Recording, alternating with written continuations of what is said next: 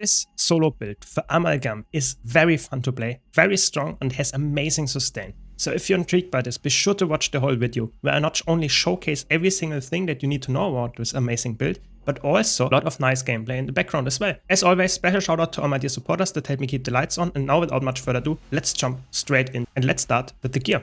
The gear is very straightforward, it's an open world solo build, so you should play this if there are no friends around or if you just want to have some fun without having too much trouble buffing yourself up, surviving and stuff like that. And therefore you want to run full Celestial. Who would have thought? It's just by far the best option that you can get in open world, and solo builds particularly have a lot of sustain, a lot of damage. This build in particular uses even the power component very well, so just best in slot. You can go for Viper if you want to be more aggressive, or if you want to be more experimental you can go for Ritualist, but I think that's by far the best option. If you can afford infusions, you would go with condition damage infusions. Of course that's not necessary. For a rune, I would always go with Superior Rune of the Trapper, by far the best damaging option. If you do not have access to it, you can go Nightmare Rune, you can go Undead Rune, Cried Rune even. Whatever you have access to, just condition damage based, that would be the best. But this is by far the best option with the Trapper Rune. For weapons, you can go with Spear or Pistol or Pistol Shield. In general, I would say Spear is by far the best option, but if you don't have Chanter Wilds, you can easily replace it with Pistol Shield.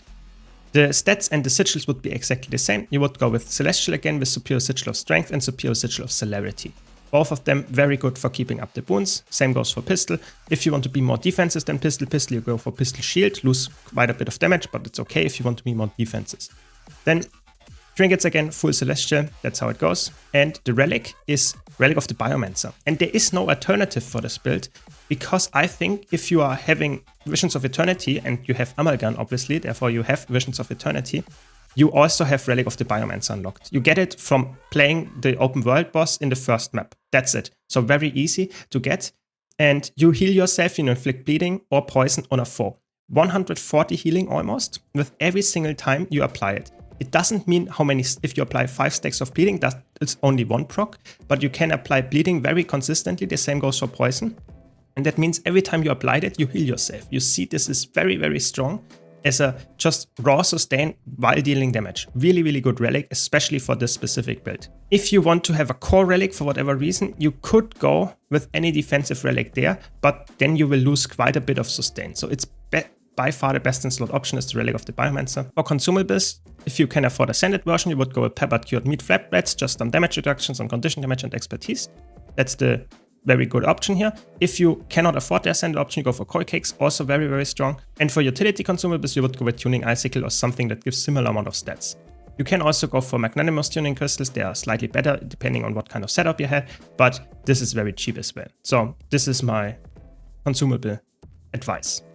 Before I go to the trades, I want to mention, if you like this video, be sure to leave a like. And if you want to see more content like this, way more content about Visions of Eternity and tier lists and all that good stuff, be sure to hit subscribe. But now let's talk about the trades. The trades are actually quite exciting because you go full aggressive. You will see how strong that is because Amalgam is very flexible and very defensive by nature, and you can just go for explosive, firearms and Amalgam. But explosives gives you just a lot of like vulnerability application and more damage to vulnerable foes. You get permanent fury with this trait, really good. You get more ferocity, quite a lot of more ferocity, and you apply bleeding on a 33% chance on explosions, which almost all of your attacks are explosions, and that will heal you, so keep that in mind. You can go, if you need more vitality, can go for Blast Shield. You're almost 30k HP, which is huge, but I think the damage increase is just better. You already have like crazy HP, and a little bit of barrier, it's not bad, but this is like a nice damage increase. Then you have firearms. Some bleeding application again heals you, you get some crit chance and fury access. Your bleeding gains longer duration, just really strong because you're after all a little bit of a condi build. And then you gain might when you inflict bleeding on a foe. Very nice, very easy to upkeep might with this. It's really, really strong. Then you have thermal vision, gain expertise, increase your outgoing condition damage when you inflict burning. Really, really strong. Just a lot of condition damage increases, and then your burning is like crazy increased here with this. So really, really good. Then you have in Amalgam, you of course get some barrier when you use your morph skills, and you get more vitality. You get more damage when you use your morph skills, so really, really easy to upkeep some damage buff here. And your morph skills, we will go over that, but you have like your tool belt skills are selectable depending on what skills you want. It's not depending anymore on your attacks that you select as utility slots. And you get access to Evolve, which grants you a big damage increase increased by increasing your attributes by 10%. So I like to take stainless steel because that means you get some contact lenses when you use a stance skill and when you evolve. So that's a nice contact lens. You can change that if you know you don't need contact lenses for some passive healing or for some protection. Protection is not a problem to upkeep typically, so I would say one of the top two, but it's a little bit of a personal choice. Then you have carbolic composition. That's by far the best option. You always have to take that one. That means that your poison is increased and every single amalgam skill, so your morph skills, your utility skills, inflict poison on hit. And that's just really good because that again procs the relic of the Biomancer, and that's just so good. Really, really strong trait. And then I like to take new genes because it gives you alacrity, some might, and it also shares some boons depending on what kind of morph skills you have to your allies. So if there are allies around, you can buff them. You could go for symbiotic synergy to get some more damage and recharge your morph skills, but I feel like the alacrity and the boons is just so good, you would never drop it. And you could even, if you consider it like for crazy, like a Celestial build, you get a lot of attributes from using Evolve with double helix here.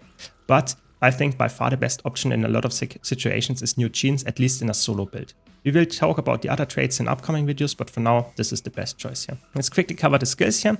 I like to run Elixir H for some protection and some nice boons, and just some quick healing. The same goes for the Toss Elixir.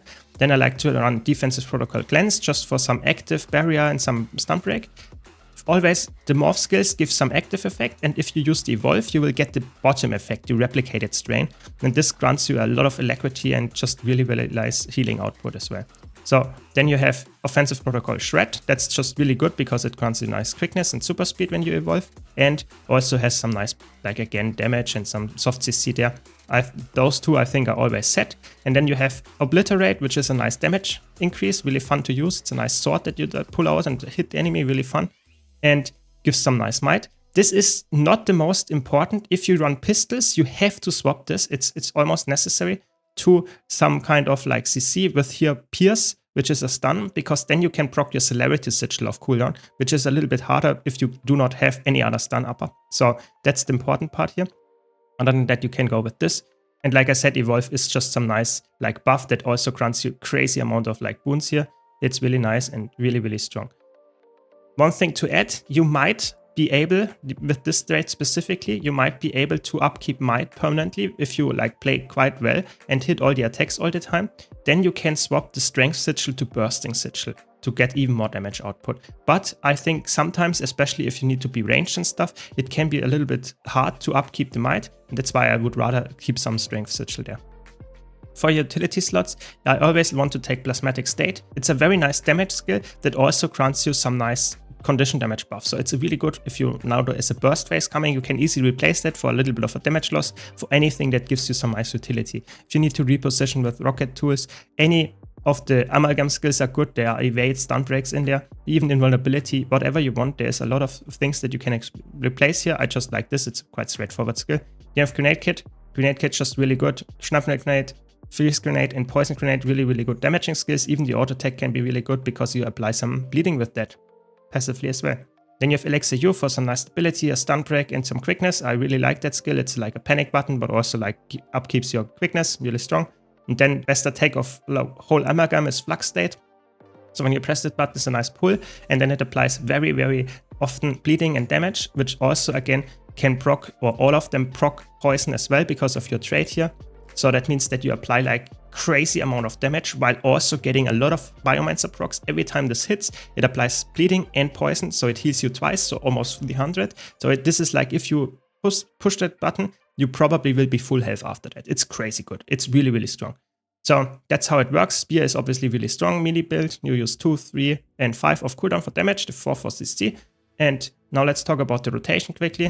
For the rotation, it's quite straightforward. It's not like a very strict rotation. You just want to, in the opener, get as many boons as possible. So use your Elixir U and maybe precast your healing skills, Elixir H and Toss Elixir H, and then use your strain skills to get some nice boons, as well as evolve. And then you spam your attack skills, so 2, 3, and 5 of weapon, of spear of cooldown, as well as, of course, your plasmatic state, and then use your grenade kit 2, 4, and 5, and then you repeat that loop, always using your 2 and 3 of spear, and then swapping to grenade kit and using your 2 skill.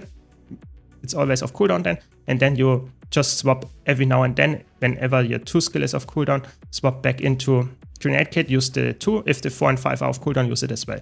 that's how this works. Very, very straightforward, very strong, and quite fun to play as well. You can see in the background how easy it is to solo stuff with, and I mean, it's amazing. For like engineer main, this is one of the best, if not the best, and very fun solo build right now.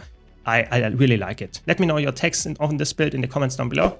Hope you enjoyed this video. If you did, be sure to leave a like. If you want to see more content like this, like I said, be sure to subscribe. Thanks a lot again to all my supporters, and thank you all for watching, and I hope to see you all in the next video.